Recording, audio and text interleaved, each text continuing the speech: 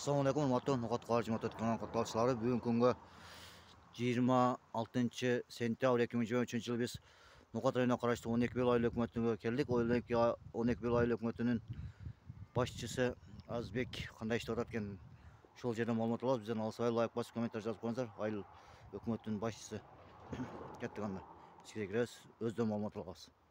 Шонымен бірге Nukat Qarşı Matematik каналы дайыма сіздердің қызметіңіздерде. Biz kıyılardan beri dem alıya işe çıktık. Bugün birinciyle bismillah deyip Nukat rayonuna karşı 12 bel aylı hükümetinin iştegen işine geldik, iştegen yerine. Aylı hükümeti qanday işte жатат, qanday planlar var eken, şol жерден маалымат алабыз. 12 bel aylı hükümeti bu arada hazır abetke kelip tur. Qarаңыздар, iştegen işi.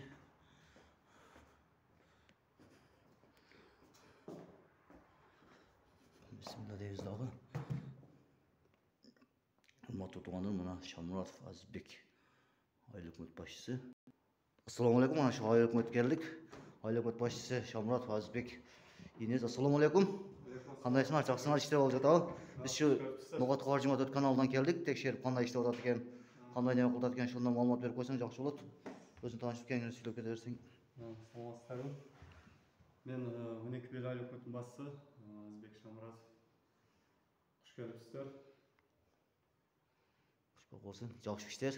Жакшы, Кудайга шүгүр. İştegen işingizge 1 жыл болуптур. 1 жылдан бери кандай иштеп атасыз, кандай неме кылдыңыз, шону маалымат берип кетсеңиз, азыр көрсөтсөңүз болобу, болбойбу? Уруксатыңыздар менен келдик.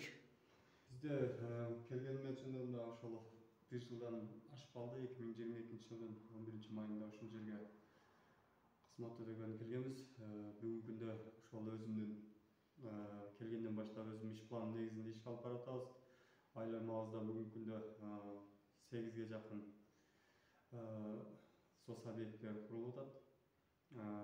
Тактап айтсак, ушул бүгүнкү күндө курулуп жаткан объекттер боюнча сиздерге кичине маалымат бере кетсек, 12 Мойнок айылында бүгүнкү күндө 500 тонналык мөмө сактоочу муздаткычтын курулушу жакындырып бүтөт. Бул USAID тарабынан иштелип жатат. Ошондой эле 12 бел айылында, ушул 12 бел айылында бүгүнкү күндө Автомобиль кайрымдуулук фонду тарабынан ушул үй-бүлөлүк дарыгерлер тобунун имараты курулууда. Бүгүнкү күндө Нарай айылында 100 орундуу балдар бакчасы, ошол эле айылда 60 орундуу мектеп, башталгыч класстар мектеби курулуп атат. Бүгүнкү күндө жак күндөрү мына ушул 12 Мойнок айылында эле ушул ашкана ишке берилүү алдында турат. Бүгүнкү күндө Өрнөк айылында спорт залыбыз менен ашканабыз толук бүткөрүлдү. Бул да республикалык бюджеттен жасалууда. Ушуга окшогон кичи футболдук аянтчалар бүгүнкү күндө 2 кичи футболдук аянтчасы курулушу толук. Бул жерде 12 бел айылында кичи футболдук аянтча толук бүттү. Мырзанайман айылында кичи футболдук аянтчабыз өнүгүү фонду тарабынан 3,5 миллион сом акча каражат каралып, бүгүнкү күндө курулуш ал жерде да жүрүп жатат. Анда Кудай буйрса 2023 жылдын декабрь айынча толук ишке беребиз деген пландар бар. Ошол. Ana sizge daha bir soru. Mana uşul aylı hükümet bolup kelgeningizge 1 жылдан öz ашык убакыт болупту. Анан көйгөйлөрдү айтып кетсеңиz жакшы болот. Таза суу кандай болуп атат, анан ичкенге элге суу кандай? Шуну маалымат берип кетсеңиз жакшы болот. Биз айылыбызда негизинен ушундай жарыянттарыбыз кеңири. Бизде бүгүнкү күндө ошол сууга суу көйгөйү биздин айыл аймакта эң көйгөйлөрдүн бири болуп эсептелинет. Анткени биз айыл аймак райондун ушул Баткен облусу менен чектеш айылдарданбыз. Эң акыркы айыл өкмөттөрүнүн катарында турабыз. Ошол бүгүнкү күндө ошол сууга суу көйгөйлөрү элде кыйын болуп атат. Ошол проблемаларды чечүү максатында ошол мурда сайыз маалына калган скважиналарды оңдоп түзүү боюнча иш алып барабыз. Бүгүнкү күндө ошол Өрнөк айылында 2 скважинаны ишке бердик. Жалпы бизде сайыз маалына калган 20га жакын скважинабыз бар. Бүгүн ошол скважиналарды кайрадан оңдоп түзөө өзүбүздүн айыл өкмөттүн баласы алып оңдоп түзөп элдерге сууга суу көйгөйүн чечсек деген көйгөйлөр бар. Анан бул ушундай эле таза суу боюнча дагы бүгүнкү күндө иштер алып барылып атат. 12 Мойнок айылында Сайдахмат Дүйшеев,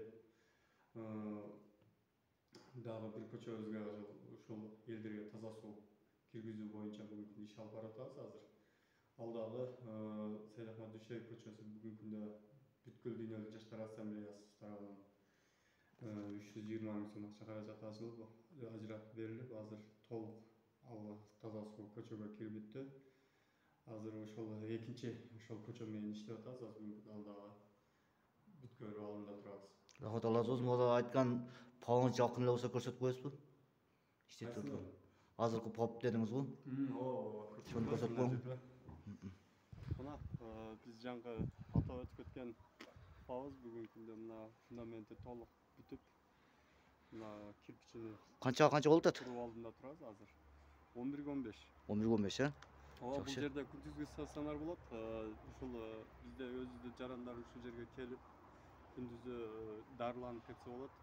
Ушул жерде да өздөрүнү каратып, ошол система жана башка нерселер. Анан бул жерге 3 комнатасына мындай пландар болуп атат. Рентген, УЗИ аппараттарын коюп ушул жерде Жакшы. элди тейлесек деген. Ишиңизге ийгилик, Аллах өзү колдосун. Дайыма элдин кызматы болуп жүрөң. Бул жерде эмес, жогорку кеңештерге деле Аллах насип кылса ошол жерге эле барың. Бул жерде сизге сал недовныйраак болуп калат дегендей. Кудай калса иншалла. Ишиңизге ийгилик, Аллах өзү колдосун. Урматтуу ноокатка жумат өткөн алым катталса, сиздерге ушу менен бүгүнкү көрсөтүүбүз аякта. Тынч болуңуздар, аман болуңуздар. Ушу 12 бел айыл өкмөтүнүн башчысыга Алла ыраазы болсун, тынч болсун, аман эсен иштесин демекчибиз. Тынч болуңуздар, аман болуңуздар. Assalamu alaikum rahmatullahi wa barakatuh. Тынч болуңуздар, аман болуңуздар.